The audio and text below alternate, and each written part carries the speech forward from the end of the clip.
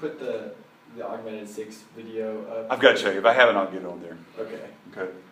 Yeah, so this follows the rest of the development. So we've moved from an augmented 6 chord into the 5/7, and then we're generally composers needing to create a little bit of tension for the resolution here, because this resolution needs to have a sense of closure or a point of arrival. And the way you can make the 5/7 even more dissonant is, don't forget this critical relationship. Here we are in B flat major on an F7 chord. Remember, if I take the root of a 5/7 chord and raise it a half step, holding the other notes in common, I now have the cousin of 5/7, which is a fully diminished 7th chord. Does this make sense? And one thing to understand is these are flavors of the same idea, but this one's more intense, right? This is butterscotch, this is licorice, this is really got a little more bite to it, you know. But it's good to introduce this flavor right before the resolution into the recap. Does that make sense? And in fact, that is what Mozart does here. I'll just let the video play it.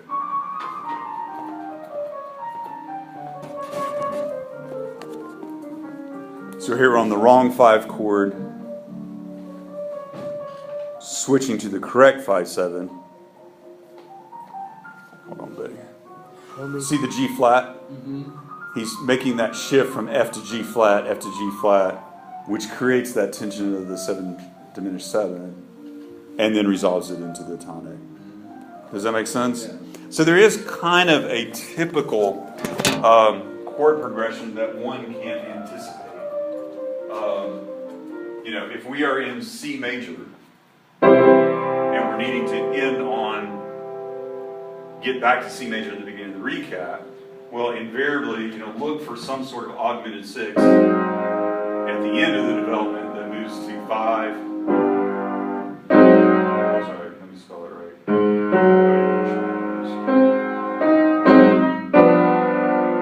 Right.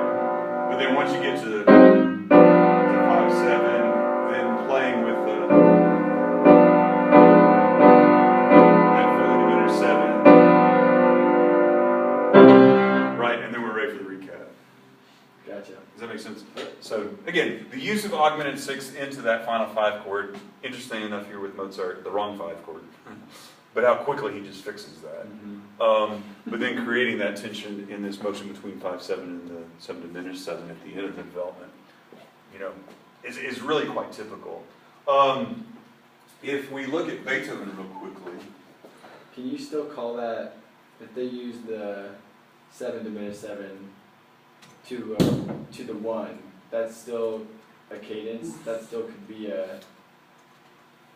considered a cadence? Usually what you've got, typically, that's a very good point. Typically in analyzing the development, the moment of 5/7 is the cadence, and the extension of that cadence is this. Shifting between 5 and 7 diminished 7, if that makes sense. And I think in the Mozart you heard that. We get to the 5/7, and then it's several measures of just sort of playing between. That really is probably easiest just to describe as cadential extension. Okay. And you would really kind of anticipate that. Okay.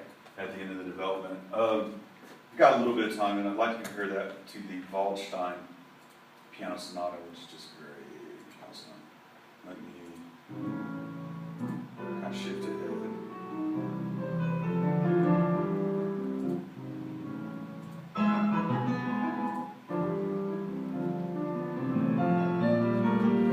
Okay, so this is coming out. We will take some time just to look at the Waldstein because there's some great things to talk about here. But this is moving into the development. This is the first theme in the key of the subdominant. Okay? So again, hearing that opening theme, but in a key we have not heard it in before.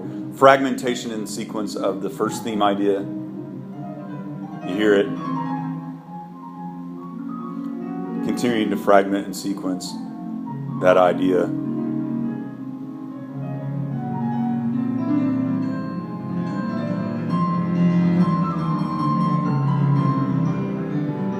This is the closing theme idea. that basically he's using that pattern to sort of sequence through a variety of chords, if that makes sense. But the pattern itself comes from the closing theme. And some real colorful chord changes here. Again, very typical of Beethoven's sort of approach to harmony.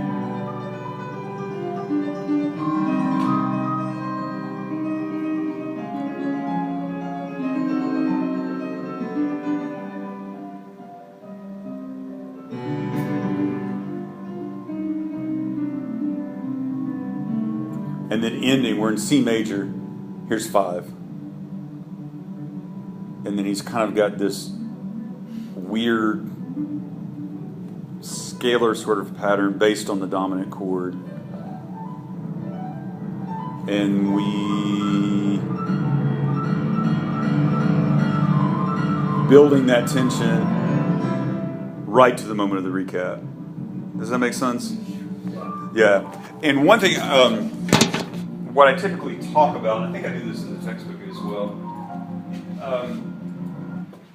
I think one thing that's fun to do in studying form is really talk about the difference in Mozart and Haydn. I'm sorry, Mozart and Beethoven.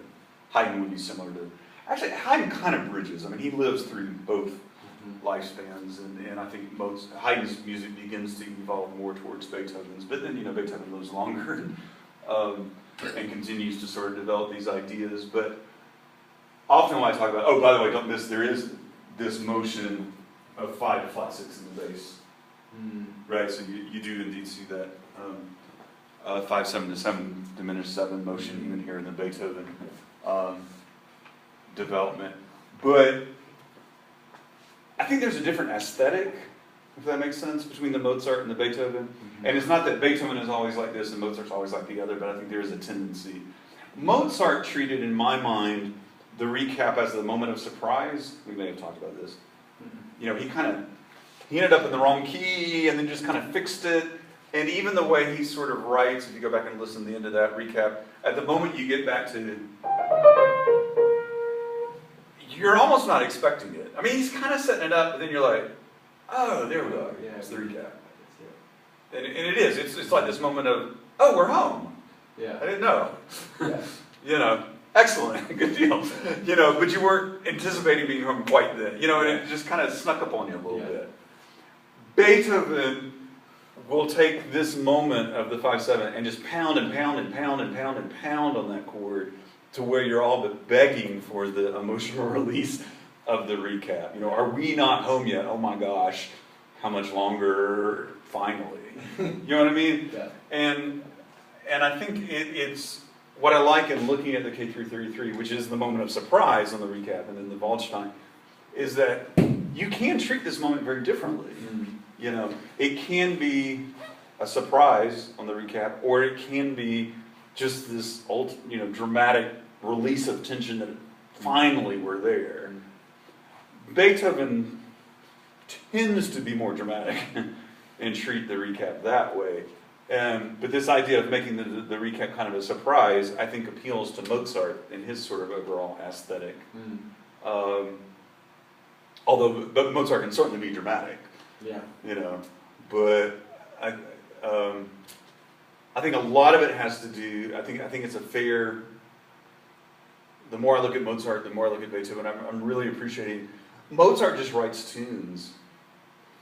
I think melody really drives Mozart's music, and so this becomes a very different sort of moment when the emphasis is on melody. Beethoven is always sort of driven by harmony. I mean, the Waldstein, if this is your theme, I mean, that's nothing but a chord progression. Yeah. You know what I mean? There's not much to sing there in terms of a theme. So it's really harmonically driven, which means it's really about the tension of harmony and the resolution of that harmony in this moment. It's not stringing together tunes in a way that might create the element of surprise. It's really about the drama of that harmonic progression, if that makes sense, that drives Beethoven. So I think it really is, I think the story of that classical period, of Mozart, Haydn through Beethoven, which is core to the Western experience. We call it classical for a reason. is really looking at how does sonata form fit the aesthetic of Mozart, and then what is Beethoven doing with that form to sort of fit his new aesthetic, where he's really interested in harmonic progression in a way that Mozart can be. I mean, there are some fascinating, if you ever look at the Fantasias of Mozart, that C minor one has some chord progression as dazzling as what you're hearing in Beethoven there. You know, when he's a lot of what we call chromatic chord. You can't really put Roman numerals on it. It's really just a shift of chords with some linear sort of progressions.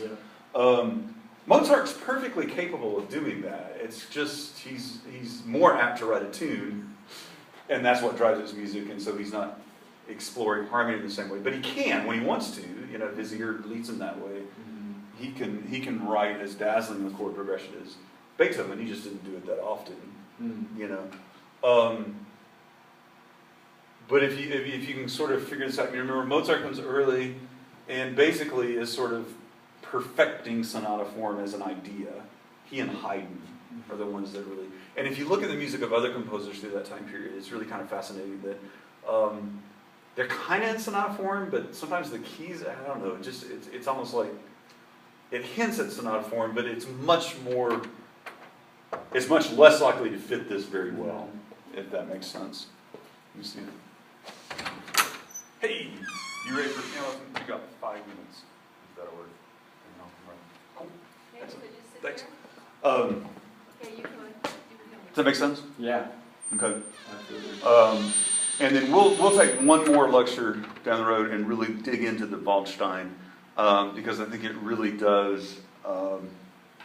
There's some really neat things structurally that Beethoven is doing with that piece, and you can tell it's the moment that you realize Beethoven really did understand what this was all about, and he really is interested as a composer in what can I do with this? How can I begin to stretch and evolve and move this concept forward to a point that, you know, by mid-19th century, Brahms will still write sonata form, 1860s, 70s. You know, Dvorak, Tchaikovsky, I mean, we're still getting sonata form movements, you know, throughout the 19th century. But, you know, by mid-century, many composers' Liszt is ready to ditch it altogether. Chopin